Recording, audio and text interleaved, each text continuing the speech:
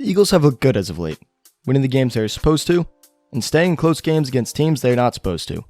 With some changes to the culture in Philly amongst other factors, I think I could see the Eagles sneaking into the playoffs in the NFC. But before I get into the video, make sure you guys like and subscribe to the channel. All support is very much appreciated, helps me out a lot, so help a man out. Also, I just want to say that I recently got an internship at Tenfold Prep, a football camp in Massachusetts. So when that starts in January, videos in here will slow down, and you'll be able to check out my new show for them. Just a little heads up for you guys. Now, let's get right into why I think the Eagles will make the playoffs in the NFC. Philly is on a roll right now, winning 3 of their last 4 games and scoring over 30 in all 3 and 40 in 2. While yes, the 3 teams they've beaten were not great, as in the Broncos, Lions, and Saints, injured Saints, there are still meaningful wins that help Philadelphia's playoff chances, and teams just play the teams that are in front of them. That same reasoning is going to help them get into the playoffs, an easy schedule. In their final 6 games, the Eagles will play the Giants twice, Jets, Washington twice, and Cowboys. The only team there, above 500, is obviously the Cowboys. The Eagles are better than the other teams mentioned, almost by a long shot. While I am not the biggest Jalen Hurts fan, just due to minor inaccuracy concerns, he's better than 3 out of 4 of those teams' quarterbacks. The schedule is so easy for the Eagles. Hopefully Sirianni cannot be a weirdo. I don't know, he's just like a weird guy. And help the Eagles win at least 4 of those games, because I think 9-8 is enough for the 6th-7th seed in the NFC, given how weak it is towards the bottom of the conference. Philadelphia has a lot of potential to win 4 or 5 of the next 6 games, and look dangerous going to the wildcard round of the playoffs, as their offenses look great as of lately. Their defense has played somewhat not bad in the last couple of games.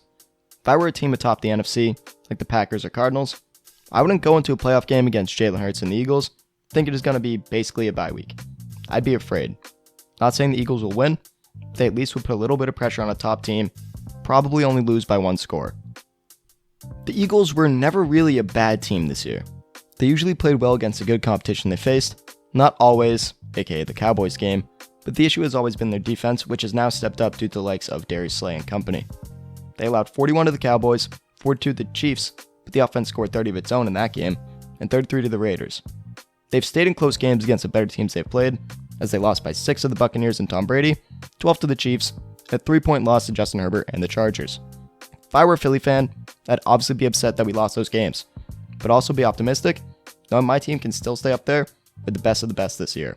And that is because it shows that they are a competent, competitive team that can make a run down the stretch to win some games and catapult the team into the playoffs. And speaking of Jalen Hurts, wow, is that man dangerous. While he may not pass for the most yards, his rushing ability is up there with the best in the league for quarterbacks, probably second best behind Lamar Jackson. He's second amongst quarterbacks in rushing yards with 618. Rushing is his team's identity, or it should be. Jalen Hurts is a great explosive quarterback, does have some minor issues when throwing the ball. I expect that stuff to be worked on in the future, but for now, it is not top tier, and that is not saying anything bad about Jalen Hurts. With Nick Sirianni being the stooge that he is, the team only ran the ball 22 times a game in their first 6 games and passed on an average of 35 times.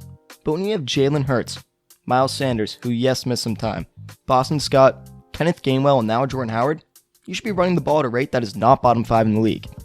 Obviously, the score of the game and the game script plays a part in that. But with this team, the run should be established early in the game. However, in the last 5 games, the team has ran the ball an average of 39 times a game. Yeah, 39. Again. Score and game script also impact this, but I've seen that Nick Sirianni stopped being absolute stooge and decided to run the ball early and a lot and ground and pound other teams' defenses. They ran the ball insanely well against the Saints, top 3 rushing defense according to rushing yards allowed, prior to the Thanksgiving game. The Eagles ran the ball 50 times for 242 yards and 3 touchdowns, won the game 40-29. The Eagles win games and score a lot when they run the ball early and often. And in 3 of their next games, they're not playing the best teams in terms of run defense. Giants are the middle of the pack in rushing yards allowed, and Jets are bottom 5. If they continue to keep pounding the rock, like the second best rushing team in the league that they are right now, with their deep running back group, especially with Miles Sanders back from injury, will only carry the ball over 10 times, 3 times in his first 6 games. And with Jalen Hurts, they can get a lot more wins than they did at the beginning of the season. But the main reason I think the Eagles will make the playoffs is the one and only Jalen Hurts. Going to this year, I had high expectations for Hurts as a player, and he has delivered so far. As I said earlier, his rushing ability is uncanny, but his throwing, while not great, has improved since his rookie season. He's completing nearly 10% more of his passes, has a much better pass rating and QBR, and his deep ball has improved drastically. The offensive line has given him more time to throw, as he has had the most time to throw in a clean pocket at 4.1 seconds, the most time to throw when he's blitzed at 3.1.